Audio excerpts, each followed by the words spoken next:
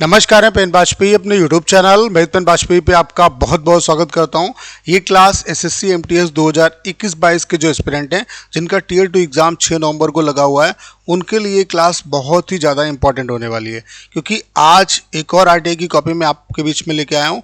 और ये जो आरटीआई की कॉपी है वो CHSL 2019 की कॉपी है। आप लोग देख पा रहे होंगे, मैं आपको दिखा देता हूँ।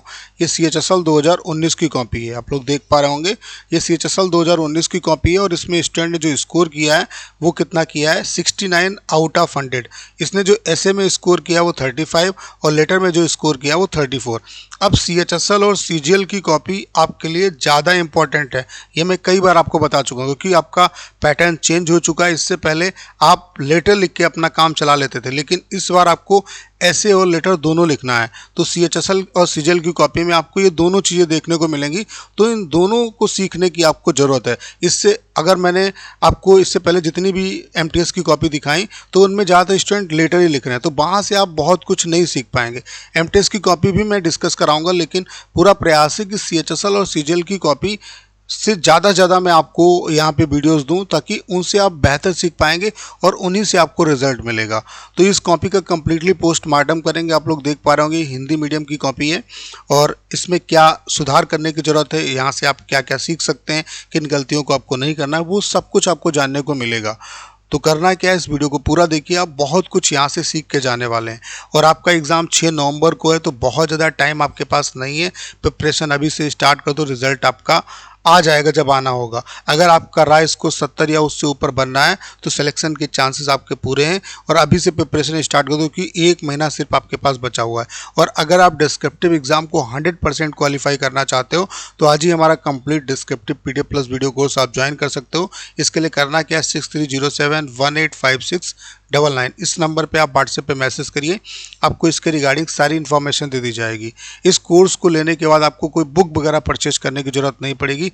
जितना भी कंटेंट पढ़ने वाला है वो सब कुछ आपको मिलेगा, जैसे कि 100+ लेटर, 100+ ऐसे, चाहे वो करंट टॉपिक क्यों, कॉमन टॉपिक क्यों, उसके अलावा ढेर सारे वीडियोस, कैसे आपको ऐसे लिखना है, कैसे लेटर लिखना है, उसके अलावा 70+ आरटीआई की कॉपी।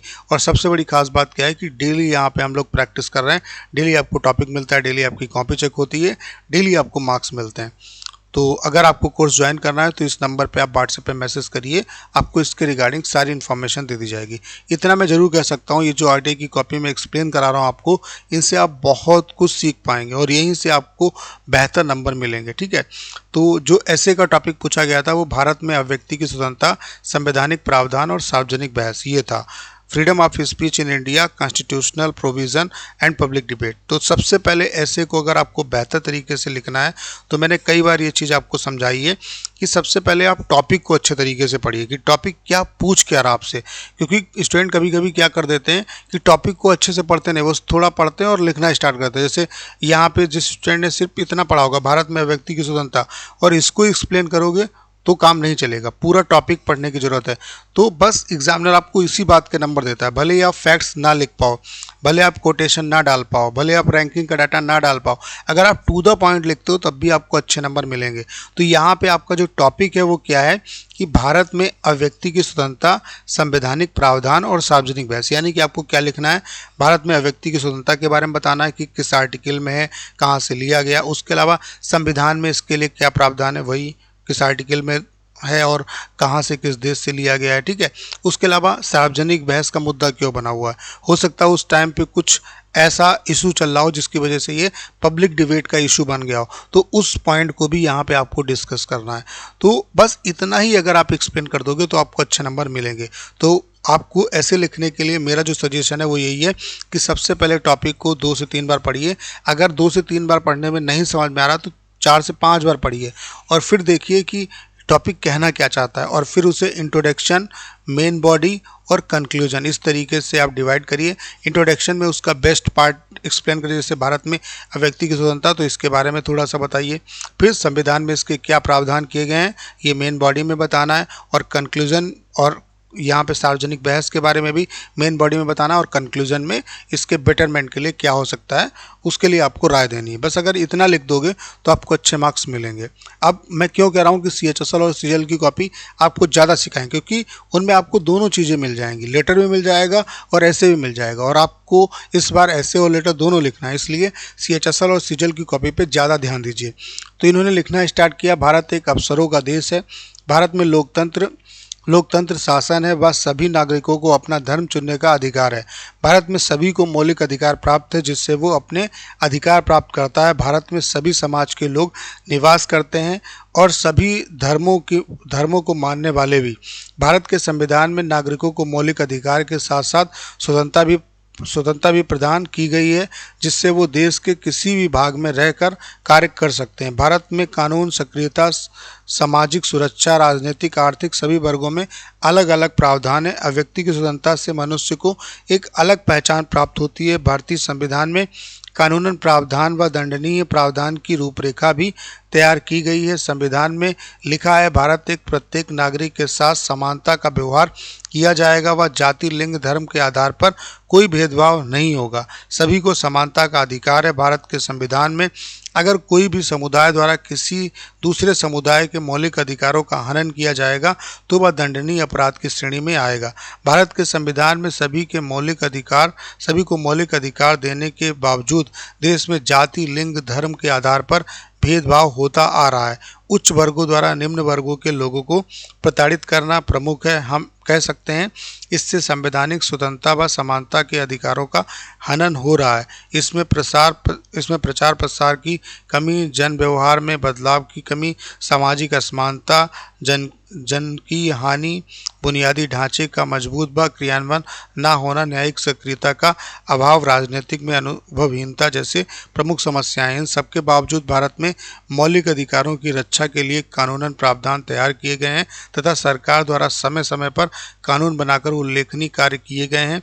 सभी को समानता के एक सूत्र में बांधा गया है जिससे कि देश में कभी भी जाति, लिंग, धर्म के आधार पर किसी के साथ भेदभाव ना हो। तो आप लोग देख पा रहे होंगे इन्हें 35 मार्क्स क्यों मिले, क्योंकि इन्होंने जो फ्रीडम ऑफ स्पीच है, किस आर्टिकल के थ्रू आती है, किस देश से लिया गया, उसके बारे में कोई एक्सप्लेन नहीं किया कुछ, बस इन्होंने घुमाया है। यानी हो सकता है इन्हें आर्टिकल 19 के बारे में ना पता हो। ठीक है, तो कहने का मतलब ये है कि आपको ज़रूरत है कि यहाँ पे आप जो फैक्ट्स हैं उनको बताते, फ्रीडम ऑफ स्पीच किस आर्टिकल में है, किस देश से लिया गया है। ठीक है, उसके अलावा सार्वजनिक बहस का मुद्दा क्यों बना हुआ है इसके बारे में भी इन्होंने नहीं बताया। तो ये गलतियाँ की, अगर ये इसे एक्सप्लेन कर देते तो इन्हें 40 के आसपास मार्क्स मिल जाते।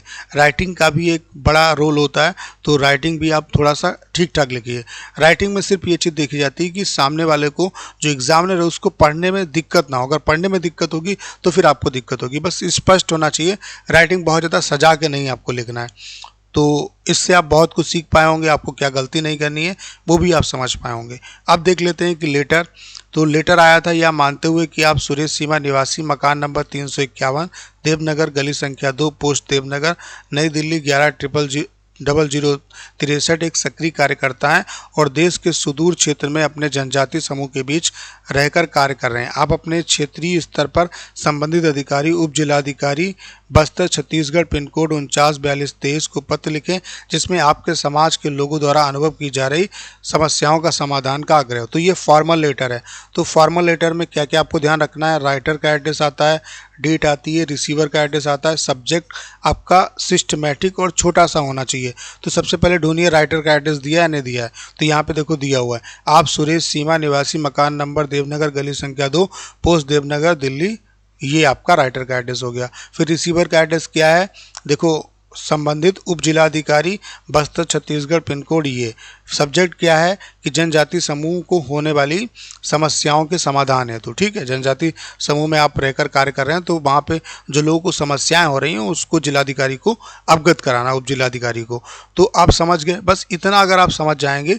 चूँकि लेटर में फॉर्मेट बहुत इंपॉर्टेंट सकता है आपका, तो फॉर्मेट पे काम करिए। अगर फॉर्मेट अच्छा होगा और टू द पॉइंट लैंग्वेज लिखिए, बहुत ज़्यादा आपको घुमाने की जरूरत नहीं, क्योंकि 150 वर्ड में लिखना होता है, प्लस माइनस 10% आप कर सकते हो, यानी कि 135 वर्ड भी लिखोगे तब भी कोई दिक्कत नहीं है। तो सबसे पहले इन्होंने राइटर का एड्रेस डाल दिया, क्लियर। फिर डेट हमेशा प्रेजेंट की आएगी और एक लाइन का गैप देख के डेट आएगी, ठीक है।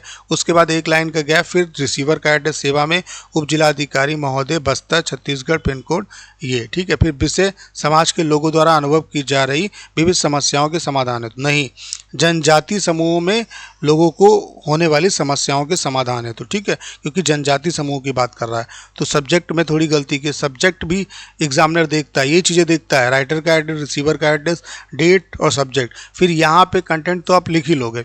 महोदय, मैं इस पत्र के माध्यम से आपका ध्यान समाज के लोगों द्वारा अनुभव की जा रही विविध समस्याओं की ओर दिलाना चाहता हूँ। मेरा नाम सुरेश है और मैं अपने जनजाति समूह के बीच रहकर कार्य कर रहा हूँ। समाज में जाति के वर्गों के आधार पर भेदभाव होता आया है। जनजाति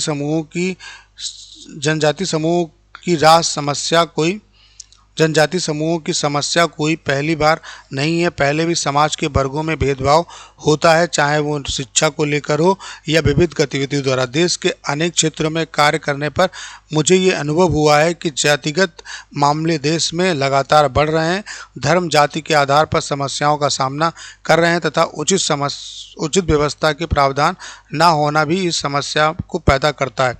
अतः मेरा आपसे अनुरोध है कि आप इन समस्याओं का समाधान करते हुए उचित कार्रवाई करें। प्रार्थी और सुरेश। तो यहाँ पे इन्होंने गलत लिखा है, 34 इन्हें मार्क्स मिले क्योंकि इन्होंने पूरा एक कॉमन चीज़ बता दी कि समस्याएं होती हैं, जबकि लेटर में क्या पूछा गया है, आप जनजाति लोगों के बीच में काम कर रहे हैं तो उन समस्याओं के बारे में बताइए कि उन्हें एजुकेशन नहीं मिल पा रही है, वो मेन स्ट्रीम जो सोसाइटी है उससे कटे हुए हैं, उनको कैसे मेन स्ट्रीम सोसाइटी में लाया जाए, उसके लिए बेटरमेंट के लिए उन्हें पोषण की आवश्यकता है, उन्हें उचित भोजन मिलना चाहिए, उन्हें रोजगार मिलना चाहिए। तो ये सारी समस्याएं जो आपने वहाँ पे अनुभव की, ये आपको बताना है। तो उम्मीद करता हूँ कि यहाँ से बहुत कुछ आप सीख पाएंगे और आप ये गलतियाँ नहीं करेंगे। उसके अलावा टियर 2 के लिए कमर कस लीजिए क्योंकि बहुत ज़्यादा टाइम आपके पास नहीं है और सिर्फ आपको 45 मिनट मिलेगा, जबकि CHSL CGL के एग्ज़ाम में आपको 60 मिनट मिलता है। यहाँ पे आपको ऐसे भी लिखना है और लेटर भी लिखना है, तो इसके लिए कमर कस लीजिए। और अगर आप इस एग्ज़ाम को 100% क्वालिफाई करना चाहते हैं तो आज ही हमारा कोर्स ज्वाइन कर सकते हैं। इसके लिए करना क्या है, 6307185699 इस नंबर पे आप व्हाट्सएप पे मैसेज करिए, आपको इसके रिगार्डिंग सारी इन्फॉर्मेशन दे दी जाएगी। तो उम्मीद करता हूँ इस कॉपी के थ्रू आप बहुत कुछ सीख पाए होंगे। आपको करना क्या है, इस वीडियो को ज़्यादा शेयर करना है। उसके अलावा अगर आप चैनल पर नए हैं और आपने अभी तक इसे सब्सक्राइब नहीं किया है तो प्लीज़ चैनल को सब्सक्राइब करना मत भूलिएगा।